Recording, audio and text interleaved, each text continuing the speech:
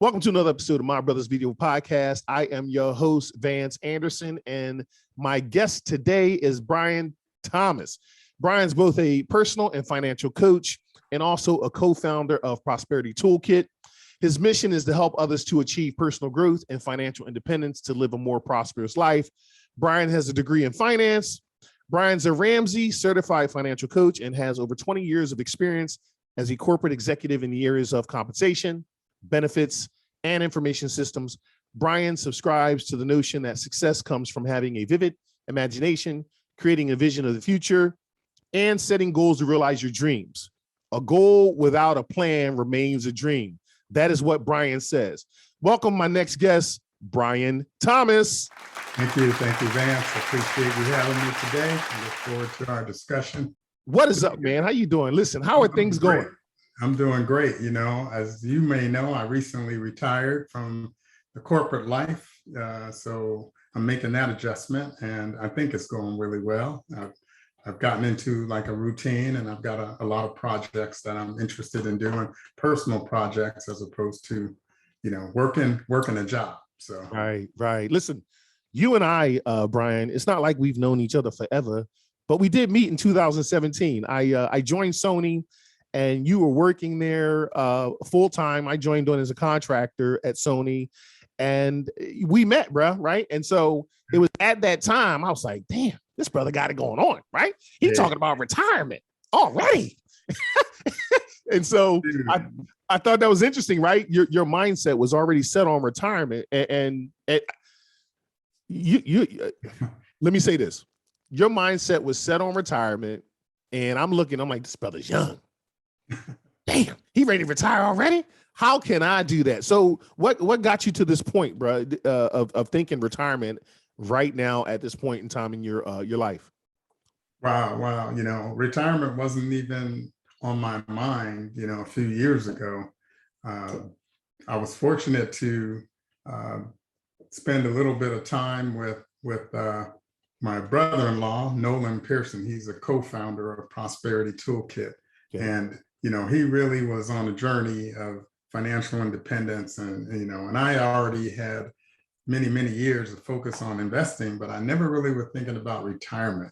Mm-hmm. And so I just thought retirement was an age, you know, when you get to a certain age, you retire, or when you get, you know, Social Security eligible, you retire. And he changed my whole mindset around retirement is not an age, it's a financial number. You know, when you're financially able to sustain your lifestyle without working, your money's making money, then you're ready to retire. You know, it could be at interesting 45. If you get there, it could be at 30. It's whenever you feel like you have enough financial resources to take care of yourself with your assets. So that's the goal for retirement.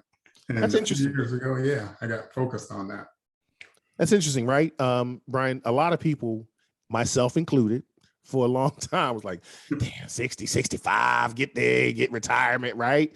But you make a valid point. It's really about having that financial independence and ability to retire. And that, I mean, you can retire at 32 if you do things right. Like, I mean, if you started your life out correctly, you could do things at the age, retire as early as possible. So that's interesting that you say that. So you, this is a topic, investing for financial independence. I know that is a key thing that you focus on, investing for financial independence. How did that all come about for you? And it sounds like it's a baby of yours, like something you really want people to focus on.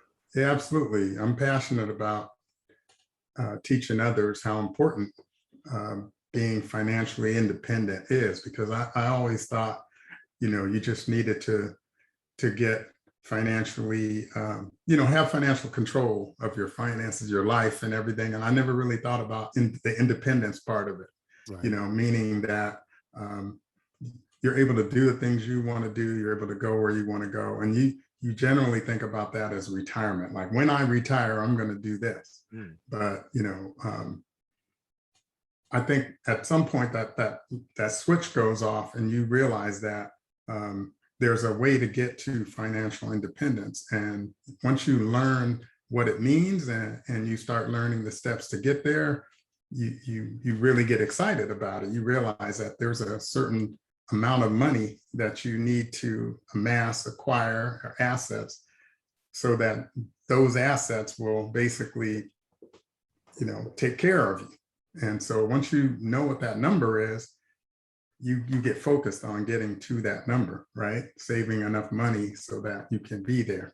But yeah, I was fortunate to go through what's called Financial Peace University. Dave Ramsey, he's a radio talk show host in Tennessee, and my brother-in-law turned me on to him. I'm like, yeah, I listen to the dude's radio show, and he's bashing people about getting out of debt and things like that. Right. And I wasn't so much in debt, but I wasn't really focused on the building wealth. Building wealth wasn't something I learned at home. My parents were a lifelong Marine, 30 plus years in the Marine Corps. My dad and my mom was an elementary school teacher, and they taught us a lot of strong values at home. I had a large family of siblings. I had 8 brothers, and I was in the middle. And so I learned how to stretch a dollar, hand-me-down clothes. And if you were late for dinner, you might not get any. So we learned to stretch a dollar, but I didn't learn to build wealth until I got out of the home and I started interacting with other people whose mindset was already there. And they were talking about investing in stocks, buying real estate, things that I never even really thought about, in high school, let alone in college. You start thinking about those things. But, once you flip your mindset into building wealth, then you start learning about all the things associated with building wealth, saving money, getting out of debt, not taking on debt, and you start learning what those key things are. Hopefully we want to talk about a few of those things today. So that's really important for me. Interesting. One thing you mentioned here, you talked about debt, and a lot of us, let me speak for myself. I was in debt early. I had to be 22 years old, bro, and I was in debt. I had a credit score of like nothing, probably like 400 points, right? I applied for a credit card and they gave me a credit balance of $200. That's just how bad my credit was. So how important is debt in one's ability to become financially independent? Yeah, it's really important. In fact, it's probably the most important thing to recognize and to realize that debt takes you the opposite direction of where you want to go. If you want to build wealth, you can't be taking on debt. If you have a lot of debt, you should be focused on getting rid of it. I know people who they want to learn to invest. They want to get into the stock market. They hear people investing in crypto or buying real estate, but they have a lot of debt. And I always say, hey, you need to first focus on getting out of debt before building wealth, because you can't go in 2 directions at the same time. A lot of people don't realize that they want to invest and they want to use a credit card. Why are you doing both? I'm trying to gain capital and interest and build my stocks, but at the same time, I'm using a credit card and paying the credit card company, interest, a large amount of interest just to buy a pair of shoes or some clothes or something like that. So once you learn the few principles of financial independence, building wealth, and managing your money, it's really basic money management that we need to teach, everybody about, so that they can A, not get in debt, and then B, they can wisely build wealth. And there's a lot of different ways to build wealth, but the most important way is avoiding debt and not taking on debt. I have a t-shirt that says, I don't do debt, not anymore. I'm done with that, That's interesting. It doesn't right? mean I'll pay for a house or a car, everything with cash, but it just means that my whole perspective on getting a loan is different. If I buy a car, I'm looking to pay that car off in like a year. I'm not looking for a 5-year car loan, Right. Because I don't want debt that long. So that's interesting, right? Debt. We talk about it. Listen, it's easy to get in and very, very, very hard to get out of. And when you get in debt and you have bad credit, that credit can impact you for years, right? What are some recommendations that you have for people to get out of debt or minimize their debt and be more cash focused? Yeah, I mean, the first thing you need to do is step back and take a look at where you're at today, and one way to do that is to calculate your net worth. What am I worth today? And the way you do that is you add up all of your assets. You got bank accounts, you have cash, you might own a home or a car. If you don't own a home, it's going to be a much simpler calculation. You'll just add up any cash or money that you have, or any 401k or IRA, whatever accounts you have that are worth money. And then you add up all your debts. You got a student loan, or you have a credit card, you add all those up. You owe on a mortgage, you add all those up, and you take the difference, and the net amount is what you are worth. That's your net worth. Mm-hmm. So once you know that number, you would start realizing, are my assets greater than my debts, or my debts greater than my assets? And you want to squeeze that debt number down until it's gone, really. Mm-hmm. And as you squeeze down, every $100 that you go down in debt, you go up mm-hmm. in your net worth. So that's what you need to really focus on. That's interesting. Multiple people have various credit cards or debt at different interest rates, right? Do you have any recommendation on which one they should approach first? Is it high interest, or is it the highest debt, right? Like, a lot of people don't know that answer. Hell, I don't even know if I know that answer for sure. So I mean, and you'll get a different answer from different people. And, I've been through a certain amount of training and educating myself about it. And there's two schools of thought around that. One is called the debt snowball, where you take all of your debts, you take all the things that you owe, and you put them in order from the greatest to the smallest. So if your student loan is the greatest and you owe $500 on a credit card, that one's at the bottom. And you basically just chip away at those, and you try to get rid of that debt. You want to basically go from the smallest to the largest. So you say, oh, I'm just going to get rid of that credit card, that $500. And maybe the credit card is 15% interest and your student loan is 7%. And people say, well, wait a minute, shouldn't I go for the one with the highest interest rate, because that's the one that's taking the most money? The snowball effect basically says, let's keep momentum going. Let's get success early. Mm. So let's pay off the $500 credit card, and it's gone, regardless of the interest rate. It's a win. And what that does psychologically is you have a win, you have a success. You see that gone. It's no longer on your ledger. So now you go back to calculate your net worth. That whole line item is gone. Mm. So that's one school of thought. Just snowball those things and just make progress and go from the smallest to the largest. And the money you save on the small one, you put to the next one. So if you were paying $50 a month on that credit card, now you paid that off, you took that $50 on the next one, you start paying extra payments on the next one, and so on and so on. The other school of thought is, hey, I'm going to look at these by interest rate. If one's 28% and one's 7%, I'm going to focus on the one that's 28, even if that's, my student loan or something like that. It might be 7% and your mortgage might be 4%. Your mortgage is, 150, 200,000 and your student loan is 50,000. So, you're just going to basically decide which of those works for you. And there's, you'll get a different answer depending on who you talk to. I'm of the school of thought that it's more psychological and you need to make progress. I like the snowball method myself. So that's interesting. You talk about psychological. I want to jump into mindset, bro. Right? You and I, when we were at Sony together, we were doing this kind of weight loss thing. You jumped in. I don't even think you jumped into the weight loss program thing, bro. But you had been doing it with your family, and you were talking, and you were like, Vance, it's all about mindset. Like, it is all about mindset. And I saw how you drop pounds like consistently because of your mindset. And you talked about that mindset being applicable to a number of things. How about from a financial perspective? How is mindset beneficial? How can it be beneficial, and how can it be dangerous from a financial perspective? Yeah, it can be dangerous because just like other types of biases or prejudices.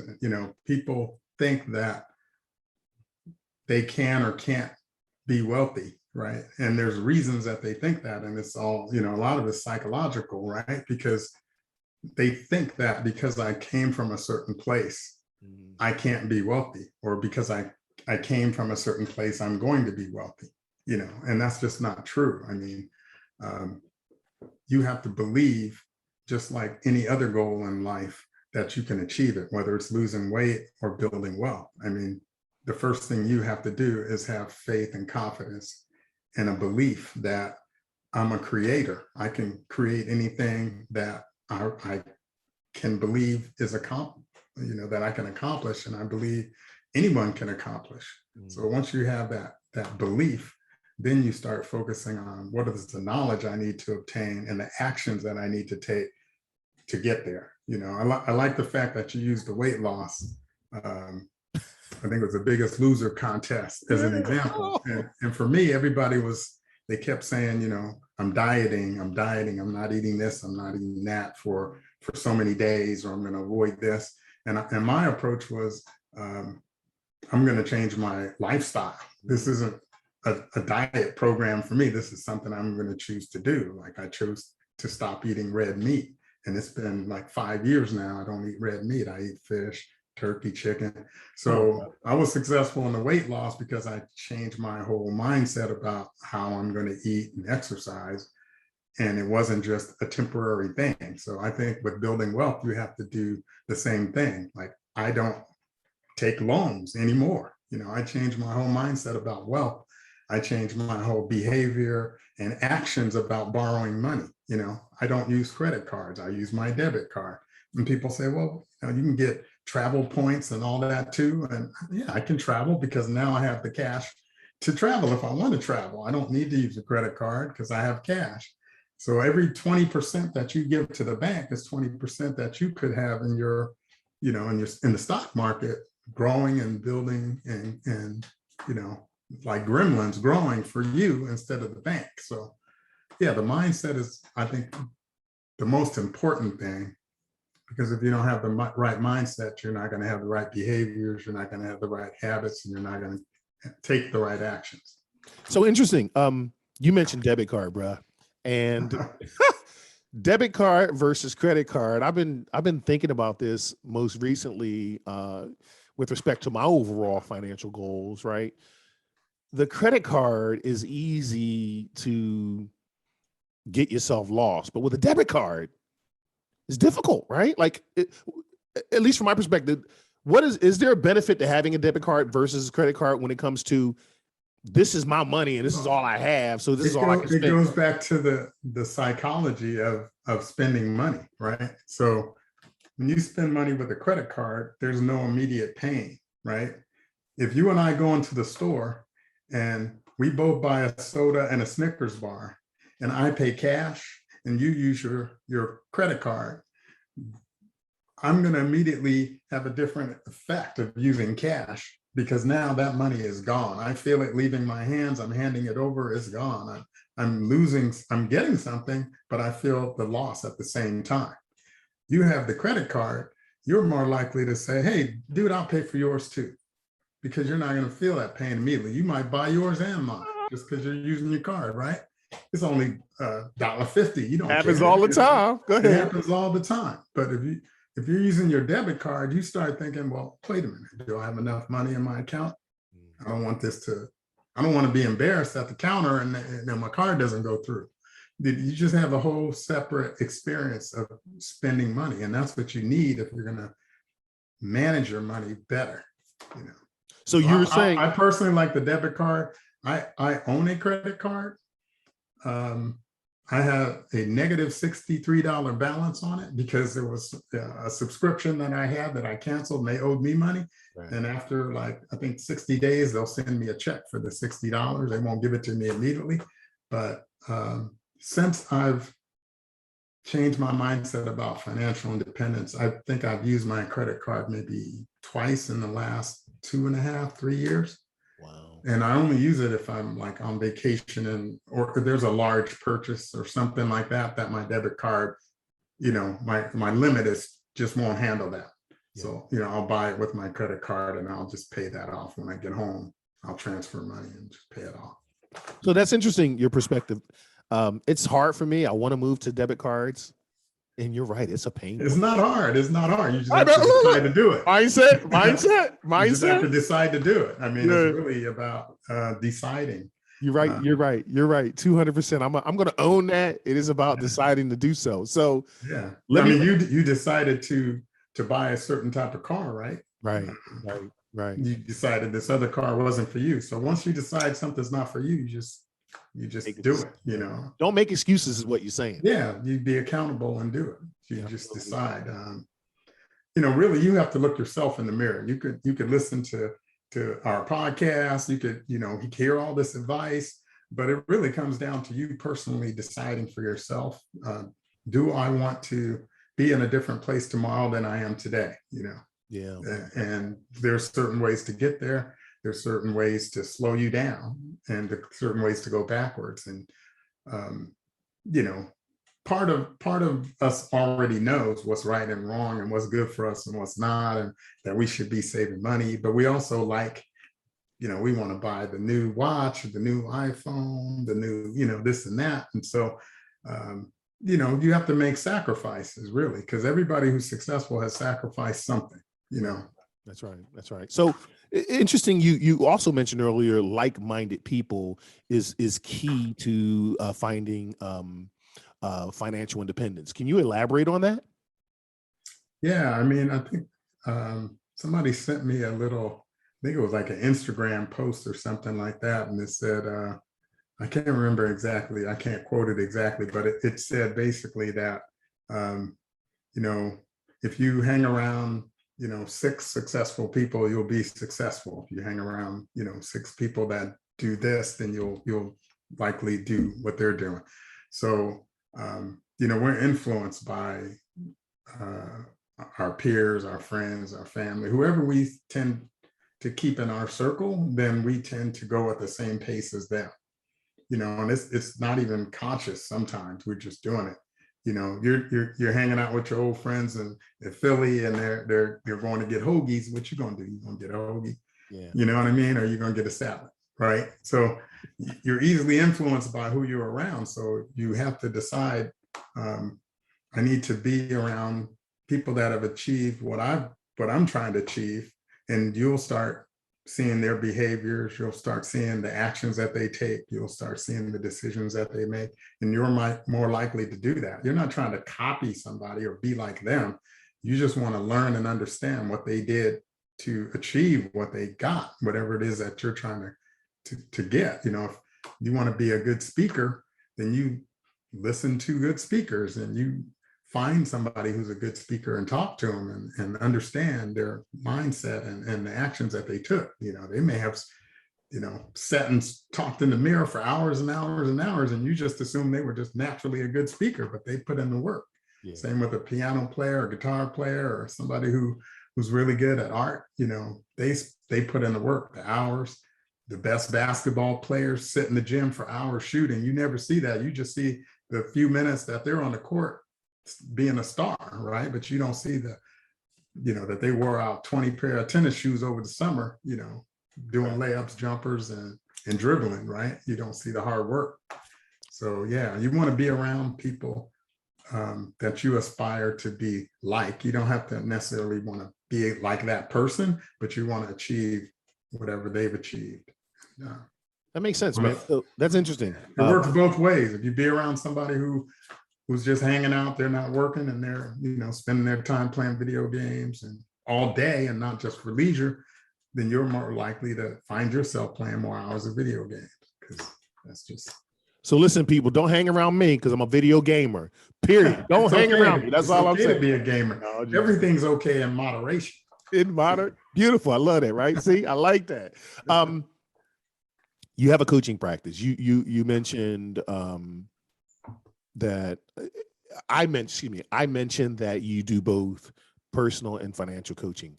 Can you talk about that? Like, what does that consist of? What does that look like, coaching for you right now, Brian? Yeah. So, like I mentioned, my brother-in-law, Nolan Pearson, he basically told me a couple stories. First, he told me that, when I first started dating his sister, my wife, Rita, that I think he was in the 6th grade, but he said he would just observe and watch me, and I didn't know what he meant by that. So I was, talking to him, we're a lot older now, and he's telling me this story, and he said, we would be at family functions or parties, and he would see me in a book studying, like in a corner somewhere, because I was in school, I was a student, but I was trying to squeeze in study time.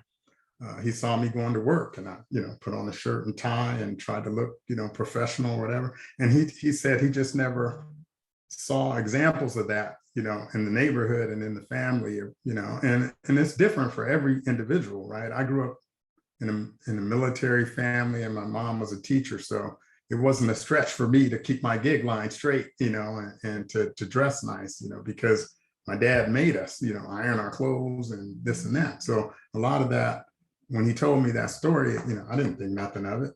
But what he was saying is that it was the example of finding a person who you saw doing something different or positive that you aspired to do. Or so he got me started by telling me that story. Then he told me a story.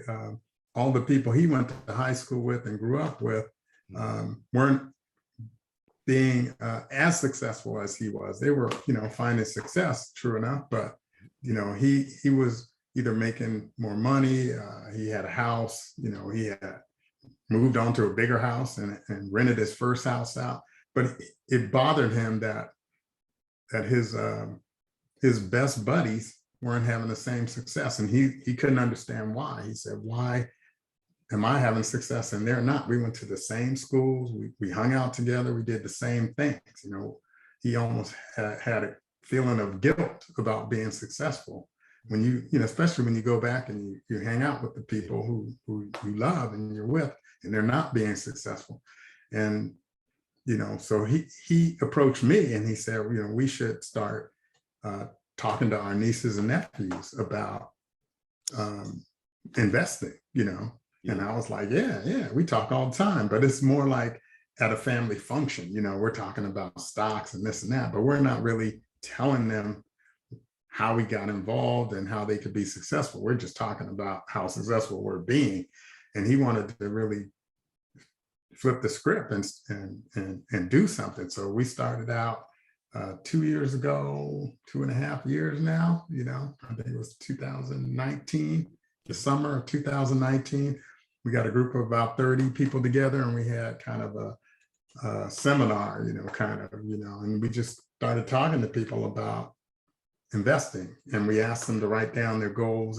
And I can tell you now, nobody said, I want to learn to manage my debt, or I want to become financially independent. Everybody wanted to learn about the stock market. Like, that's the hook. Everybody thinks the stock market is, and true enough, it's a way to become wealthy, but they think it's like the way. Overnight success. The reality is it's years and years of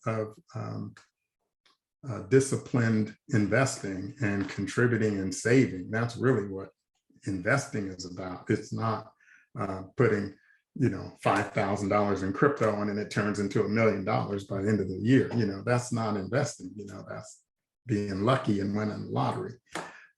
So we decided to do some mentoring with our nieces and nephews, and that was the beginning of our adventure. And we said, well, we got to make this official. Let's call it something. So we had a mastermind.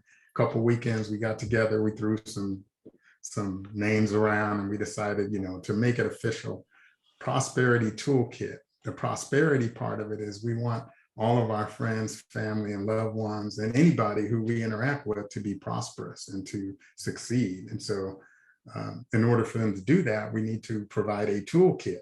We need to give them tools to understand and educate themselves with and become prosperous. So that's why we decided to call it Prosperity Toolkit. And we decided to start bringing any tools that we use personally and any that we hear other people using. We want to bring that and start telling people about and letting them use that tool. Interesting. So how many people do you think you've impacted so far? So you started out with family, right? Yeah, And so how many family Small group. members have you been impacting so far? Well, I don't know the exact number. I mean, we hope that people will like officially register as a member on our website and our Facebook group pages and things like that. I think officially, you know, we have like anywhere between 80 and 100 that have signed up. But then we constantly interact with people that come in and out of the discussions. They join Zoom meetings and calls. We coach people one-on-one. And usually when you're coaching somebody, it doesn't mean that they're going to become a subscriber or a member of your, you know, group or your venture or your business entity that you're trying to do for ongoing, right? Coaching usually is dependent upon the individual and their level of readiness, right, to get where they want to be. You know, some people you bump into, they're already halfway of where they want to be, and then you meet somebody who is younger, like in high school, right out of high school, and they're just getting started on their journey. You meet someone else who's in their 50s, and they're in a different place. So coaching tends to vary. You know, some people, they only need like 2 or 3 one-on-one sessions, and other people need to engage with you for like months, and they need to participate in, you know, Zoom meetings and calls, and just, they have like a lot of information and learning to do. Whereas others, they already really know what they need to do. They just need the accountability and push, and they need to be around people who are doing it so they'll be, you know, more inclined to get disciplined and do it. They already know how to do it or what to do. So that accountability piece is a big thing. Yeah. So the coaching practice is, you know, it's all pro bono. We don't charge for it. You know, our intent was to build a practice of giving back, right? And it started with our family and friends, but it's a passion of ours. We want this to be something that everybody achieves that we come across, because, you know, there's abundance, and you're lucky to live in the US. If you live in the US, there's no reason you should be not having success. There's just no excuse. There's abundance everywhere. If you live in another third world country or even another developed country overseas, you're going to probably not have as many opportunities as you have here in the US. So you need to take advantage of it. So Brian, what does one need to get started to become financially independent? Well, we talked about having the right mindset. That's the first thing you need. You need to kind of know that where you are today isn't where you want to be, and you want to either understand what it takes to become financially independent, or you want to get in a better place than where you are today. So once you have that mindset, then you really need to take control of the money that you have today. You know, regardless of how much money you earn per year, or how much money you've saved to this point, you start today where you're at today. You need to take stock of where you are. So, you know, we talked about calculating your net worth. You know, what is that today? Most people don't know what that means. They know how much they make per year, but they don't know how much they're worth. Like, you know, basically that's an important number to know. Once you know that number, then you get focused on improving that number. And that starts with having a budget, you know, because I know how much I'm making. I need to know how much I'm spending. You know, most people don't. Right. You need to look at it the same way you look at your net worth. You know, how much assets do I have? How many liabilities? Now you go to the budget. How much money am I making? How much money am I spending? And, you know, and so we try to help people understand how important that is. And then we give them some tools to build that budget. You know, I mean, a lot of people kind of, that's where the rubber hits the road right there, because budget means control, strict, you know, discipline, you know, not having freedom. They're like, hey, well, I thought this was about financial freedom. Now you're telling me I have to not spend money and do all that. That don't sound very free to me. That sounds like financial control, not freedom. But yeah, you need to get control before you can have freedom, right? Right. You need to get a job before you can make money.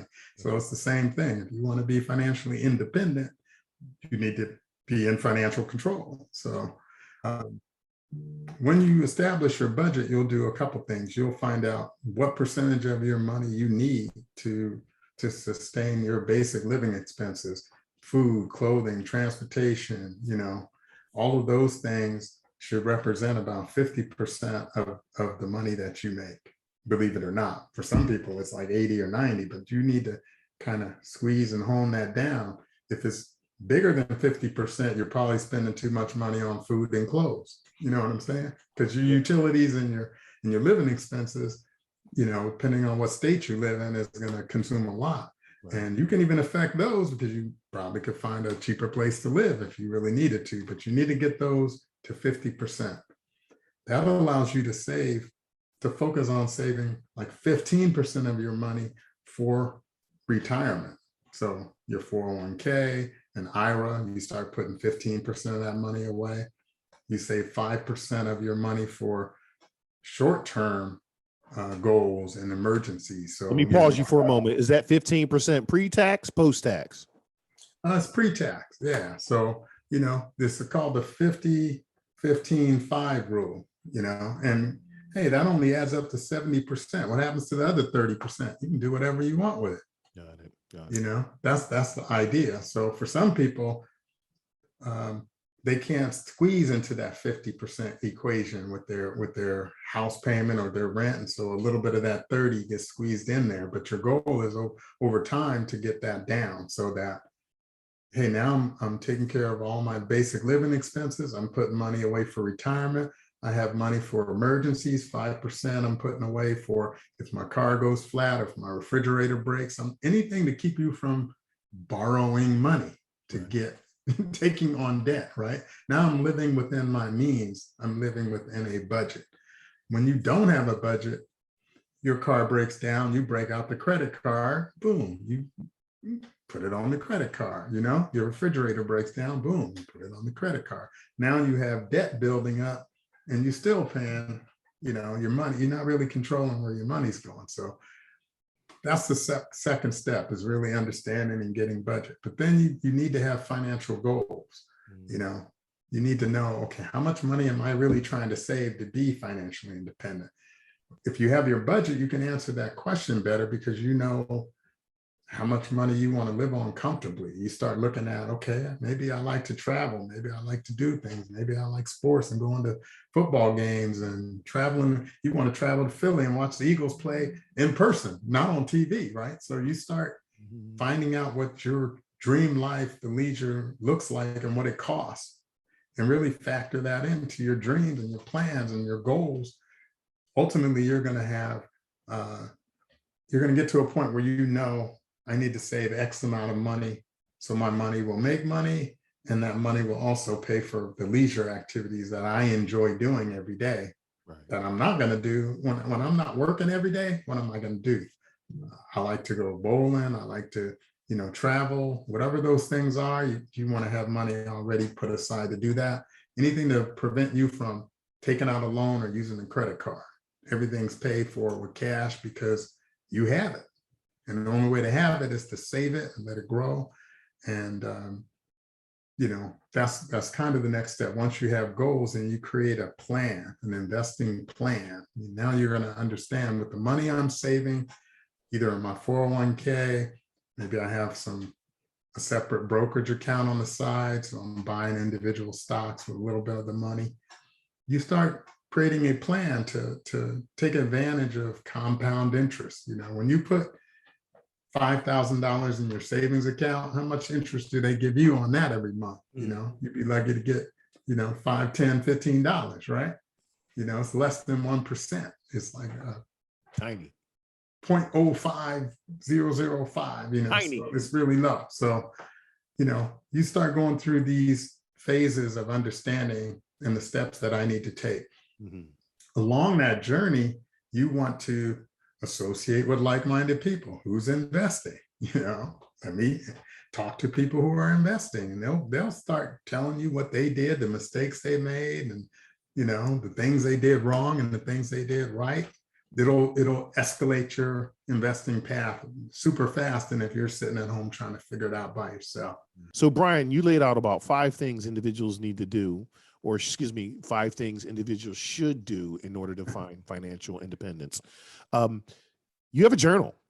And you have a journal called Prosperity Toolkit Journal, which is out on Amazon, which is sold. And by the way, I haven't purchased it, but as soon as we finish this thing, I'm going out and make a purchase. All right. Because what I'm hearing right now is outstanding. And some things actually that I need to do. Are some of those things covered in the journal, or is that more in your one-on-one focus? Yeah, the journal wasn't so much a workbook for financial independence. The journal is a guide to daily gratitude and accountability, right? Because we're basically creatures of habit, right? We get up generally around the same time. We brush our teeth or shower in the same order. We get dressed, we go to work, and we're essentially risk averse, as human beings. We try to be safe.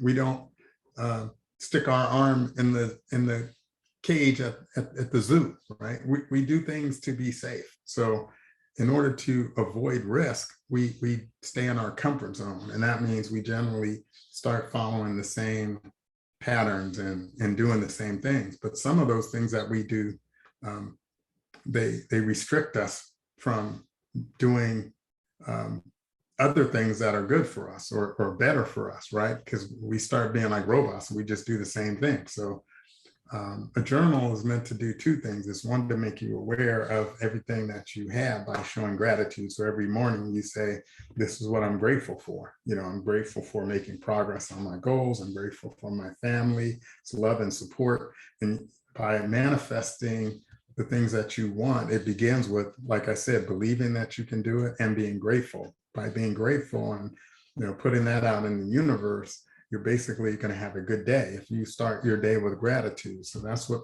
I started the journal to do, is to make me personally reflect every morning on that. So the first part of the journal is your morning habits. Start your day with gratitude. And then the next important thing is write down what your most important thing of the day is. What is my most important task today? Because like I said, we're creatures of habit and comfort. The most uncomfortable thing that I need to do today is generally the thing I'm going to keep finding excuses not to do, to put off, And if your kitchen sink is leaking, you're just not going to go to Home Depot and get the tools, or you're going to say, well, I'm going to call a plumber, so I'm not going to get the tools. You start finding excuses, and we all naturally do it. We're humans. It's hard not to.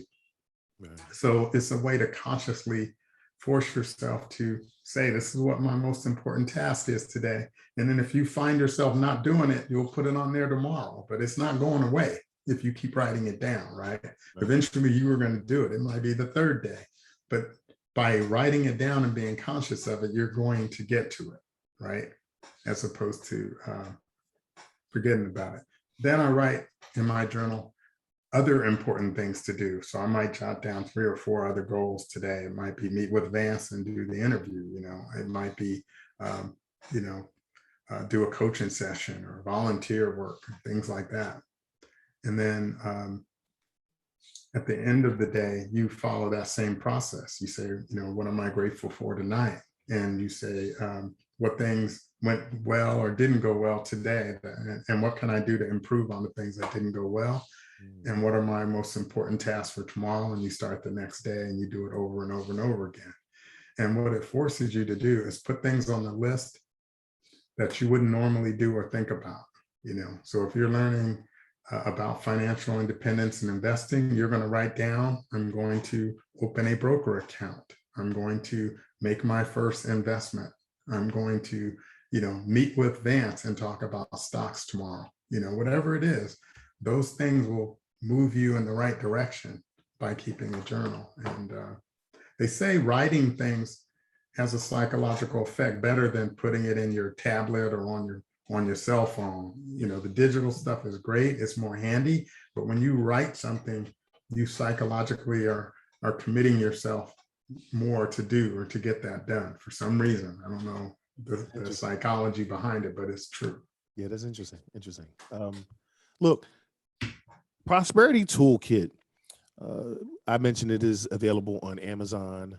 How can people contact you, man? The coaching and the mentorship, the practice that Nolan and I are doing right now is really our passion to educate people about improving their financial status. Wherever you are on the spectrum, if you're in debt or whether you already have it going on, but you're not ready for retirement, you want to get ready, or you want to retire next year or whatever it is, we want to help people get focused on achieving whatever the goal is for them. And it varies by every individual. So we have a range of services that we offer. The first thing we offer is one-on-one coaching. And that means I'll sit with you one-on-one or with your spouse, and we'll have this same dialogue and discussion we're having today, but more personal, like you personally. Where does this fit into your life and your goals, and where are you at? Because I want you to start where you're at today. So that one-on-one coaching, there's no cost. If you go to prosperitytoolkit.com, our website, you can learn about what we're trying to do. You can book a coaching session right on there. It'll, have a little calendar of our availability, or you could reach out to us and we'll have some discussion and find out what we can do to help you get started. We also have a weekly investing Zoom call that we're having every Sunday. I know it's NFL season, so it makes it a little bit challenging, but it's only an hour. You could take an hour out of 7 days, times 24 hours out of your whole week to do something to keep you focused on becoming financially independent. So that's what we're doing. If you're interested in finding a way to become financially independent or improving your financial status, please reach out to my man, Brian Thomas. He's a great individual, a great person. And look, he's looking to make an impact in the world. And so make sure you reach out to this gentleman, because he is the truth. I've been on these calls, and this is how we want to make an impact in this world, educating people. And it's really important. Financial independence is key to being able to do the things that you love to do. Let's say thank you, my man, Brian. Thank you so much, man. I had a wonderful time talking with you. I'm going to have you back. I need to know what you're doing in the community, bruh. So this is what it's all about. I personally, like I said, I just retired recently. So I'm hoping all of you will come with me and we can do the damn thing. So let's do it. Come on, bruh. Listen, this is Vance Anderson, My Brother's Video Podcast. I'm out. Peace. Raindrop, drip, drop top, smoking, no cooking the hot. I keep fucking on your bitch, yeah, that.